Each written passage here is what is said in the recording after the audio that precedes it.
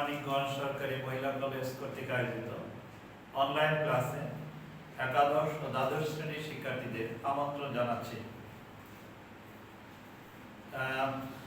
বক্তব্যের বা লেকচারের ধারাবাহিকতায়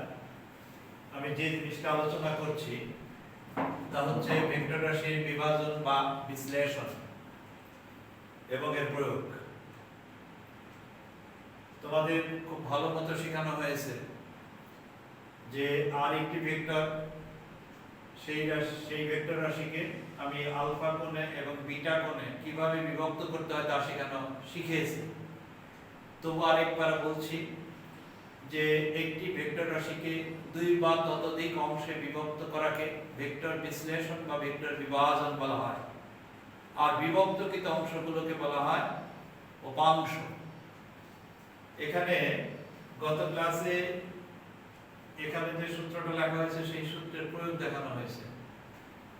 সূত্রটা কি আরেকবার খেয়াল করি আমরা, যে আর একটি ভেক্টর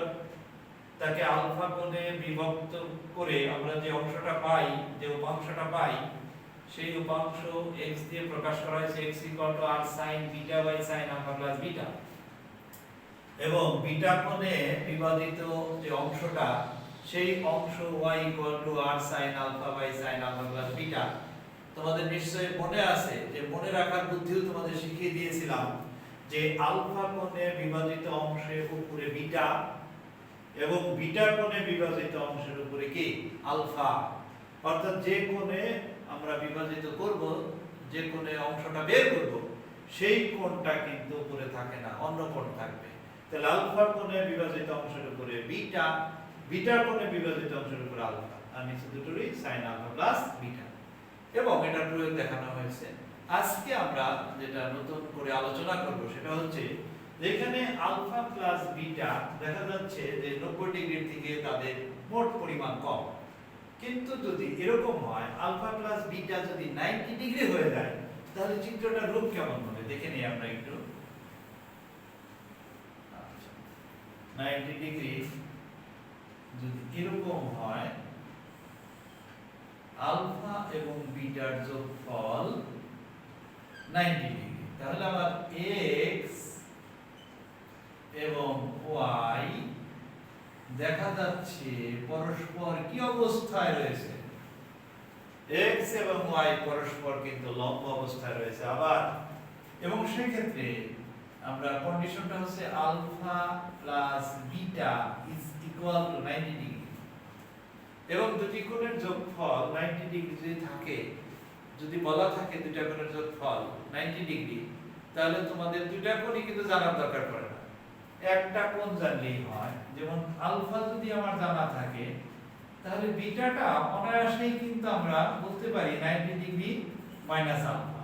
অর্থাৎ এই বিটা কোণটা আজকে যেটা হবে 90 ডিগ্রি মাইনাস আলফা। তাহলে আমরা বুঝলাম যে আলফা প্লাস বিটা যদি 90 ডিগ্রি হয় তাহলে সেই ক্ষেত্রে একটি কোণ আলফা জানা থাকলে অপরটা 90 ডিগ্রি মাইনাস আলফা দিয়ে আমরা বের করতে পারি, এবং এই ক্ষেত্রে উপাংশগুলোর যে চেহারা, উপাংশগুলোর যে অবস্থান আমরা দেখতে পাচ্ছি যে x এবং y পরস্পর লম্ব, এই জন্য এই উপাংশগুলোকে বলা হয় লম্বাংশ বা লম্ব উপাংশ। তাহলে আজকে নিশ্চয়ই বুঝতে পারছি কি শিখতে যাচ্ছি আমরা, ভেক্টর বিশ্লেষণের ক্ষেত্রে লম্ব উপাংশ বা লম্বাংশ বের করতে শিখব আমরা। শিখে ফেলি। আলফা কোণে বিভাজিত অংশ ধরেছে x, এখানে আলফা কোণে বিভাজিত অংশ x, তাহলে x এর যে রাশিমালাটা সূত্র যেটা আমরা প্রতিপাদন করছি যে আলফা কোণে বিভাজিত অংশ x ইকুয়াল টু, আমি এটাই লিখি দেখে এখন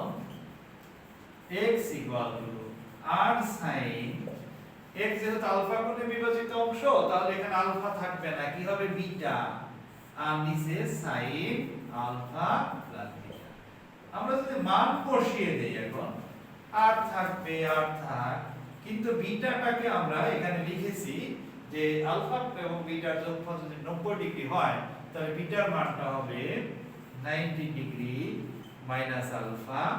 আর নিচে নিশ্চয়ই বুঝতে পারছো আলফা প্লাস বিটা যদি 90 ডিগ্রি হয় তাহলে একেবারে আমরা এখানে 90 ডিগ্রি লিখে দিতে পারি। আমাদের যে রেজাল্ট আসবে এখানে দেখো তোমরা, বা দিয়ে যদি আমি লিখি x is equal to এখানে আর সাইন 90 ডিগ্রি মাইনাস আলফা কে লেখা যায় 90 ডিগ্রি যেহেতু বিজোড় এখানে লেখা যাবে আর মাইনাস সাইন কি হবে cos আলফা এবং স্বভাবতই sin 90 ডিগ্রি এর মান 1 সুতরাং আমরা যে অংশটা পেলাম আলফা কোণে বিভাজিত অংশ x r কি পেলাম আমরা cos আলফা ইহাকে কি বলা হয় অনুভূমিক উপাংশ বলে অনুভূমিক উপাংশ বলা হয় দেখো ভূমি বরাবর আলফা কোণের সাপেক্ষে এটা লম্ব এটা ভূমি তাহলে ভূমি বরাবর যে অংশটা পেলাম সেটাকে বলা হয় অনুভূমিক উপাংশ অপর অংশ এই অনুভূমিকের উপরে লম্ব বরাবর যে অংশটা সেটা y একই ভাবে আমরা বের করি আবার y is equal to সূত্রটা আমরা লিখে ফেলি যেহেতু এটা বিটা কোণে বিভাজিত অংশ তাহলে r sin উপরে থাকবে আলফা নিচে sin আলফা প্লাস বিটা আমি কিন্তু এখানে দেখে লিখলাম এই অংশটা কারণ এখানে সূত্রটা আগেই প্রতিপাদন করা আছে এই ক্ষেত্রে কন্ডিশন কি আমাদের r sin যেহেতু বললাম দুটি কোণের সমষ্টি 90 ডিগ্রি হলে একটা জানলেই হয় তাহলে একটা যেহেতু আলফা জানি জানাটাকে আমি আননোন লিখব না জানা আছে আমার আলফা থাকবে এটা তো আমার জানাই আছে আর দুইটার যোগফল যেটা 90 ডিগ্রি অর্থাৎ y এখানে r sin আলফা যেহেতু এটা তোমরা লক্ষ্য করলে দেখবে এটা হচ্ছে y অর্থাৎ অনুভূমিক উপাংশের সাথে লম্ব আলফা কোণের সাপেক্ষে এটা কিন্তু লম্ব এইটা আর এইটা মানে এই y এখানে যতটুকু y এর মান এবং দিক নির্দেশিত হয়েছে এখানেও তাই সুতরাং আলফা কোণের সাপেক্ষে এটা লম্ব বরাবর এই yটা নেওয়া হয়েছে এই জন্য এই অংশের নাম কিন্তু কি নাম ওটা ছিল অনুভূমিক উপাংশ এটার নাম হচ্ছে লম্ব না লম্ব নয় এটাকে হবে উলম্ব উপাংশ এটার নাম দেওয়া হয়েছে উলম্ব উপাংশ ইহাকে উলম্ব উপাংশ বলে সর্বশেষ আমি যে কথাটা লিখবো উভয় উপাংশকে লিখলাম না মুখে বলে দেই একটা হচ্ছে অনুভূমিক উপাংশ আর একটা হচ্ছে উলম্ব উপাংশ উভয়কে পরস্পরের লম্ব উপাংশ বলা হয় বা লম্বাংশ বলা হয় কারণ কি এই উপাংশগুলো পরস্পরের সাথে লম্ব তাহলে পরস্পরের সাথে লম্ব এরূপ উপাংশগুলোকে কি বলা হয় লম্বাংশ বা লম্ব উপাংশ তাহলে লম্বাংশ বা লম্ব উপাংশ কয় প্রকার দুই প্রকার একটা হচ্ছে অনুভূমিক উপাংশ আর একটা হচ্ছে উলম্ব উপাংশ আশা করি বুঝতে পেরেছো আমরা এখানে আরেকটা জিনিস লক্ষ্য করো তোমরা যে x r cos আলফা যেটা এসেছে সেটা অনুভূমিক উপাংশ এবং y r sin আলফা যেটা এসেছে সেটা উলম্ব উপাংশ আমরা আরো লক্ষ্য করে দেখব যে এই r এই রেখার সাথে কোণ উৎপন্ন করেছে আলফা এবং সেই বরাবর x r cos আলফা অনুভূমিক উপাংশ আর এইখানে হচ্ছে এই অনুভূমিক উপাংশের উপরে লম্ব বরাবর যেটা সেটা এসেছে এখানে y r sin আলফা যেটা উলম্ব উপাংশ বলে তাহলে মনে রাখার বুদ্ধি শিখিয়ে দিচ্ছি তোমাদের কোন ভেক্টর যে রেখার সাথে কোণ উৎপন্ন করে সেই বরাবর অনুভূমিক উপাংশ আর সেই অনুভূমিক উপাংশের উপরে লম্ব বরাবর উলম্ব উপাংশ আমি উদাহরণ দিয়ে আরেকটু ক্লিয়ার করে দিচ্ছি ব্যাপারটা আমি এই গত দিনের যে লেকচারের যে অংশটা এই অংশটা মুছে ফেলবো আমাদের আজকে জিস্ট যে বিষয়টা যেটা শিখলাম সেটা হচ্ছে যে অনুভূমিক উপাংশ হচ্ছে r cos আলফা উলম্ব উপাংশ হচ্ছে আমাদের r sin আলফা আর একটু ক্লিয়ার করে দিচ্ছি আমি যে একটি ভেক্টরকে আমরা দুই ভাগে বিভক্ত করব ঠিকই কিন্তু সেই দুই ভাগ পরস্পরের সাথে কি অবস্থায় থাকবে লম্ব থাকবে যাদেরকে লম্ব উপাংশ বা লম্বাংশ বলা হয় উদাহরণ দিচ্ছি আমি ধরো এইটা একটা বক্স বা একটা ব্লক সেই ব্লককে তুমি টেনে নিয়ে যাচ্ছ f বলে অনুভূমিকের সাথে উৎপন্ন কোণ থিটা তাহলে এই প্রযুক্ত বলের পুরোটাই কিন্তু এই ব্লকের উপরে ক্রিয়াশীল হবে না এবং ব্লকটা সামনের দিকে অগ্রসর হবে তোমরা এটা দেখেছো যে একটা বক্সকে যদি আমি রশি বেঁধে এরকম টানি তাহলে সেইটা কিন্তু উপরের দিকে উঠে আসবে না রাস্তা বরাবর চলবে। আমি এই প্রয়োগটা আরো দেখাবো, আমরা কিভাবে হাঁটি সেগুলো আমরা দেখাবো, সবই এখান থেকে আসবে। তাহলে অনুভূমিকের সাথে যদি এফ বল প্রয়োগ করা হয় এই ব্লকের উপরে, এই ব্লকটা কিন্তু সামনের দিকে এগিয়ে যাবে, এদিকে এগিয়ে যাবে। তাহলে নিশ্চয়ই তোমার প্রযুক্ত বলের একটা অংশ সামনের দিকে ক্রিয়াশীল। সেই অংশটা হচ্ছে কিছুক্ষণ আগে শিখিয়েছে স্যারে, বা কিছুক্ষণ আগে আমি শিখিয়েছি, কি শিখিয়েছি, যে যার সাথে কোণ উৎপন্ন করবে এই মূল ভেক্টর রাশিটি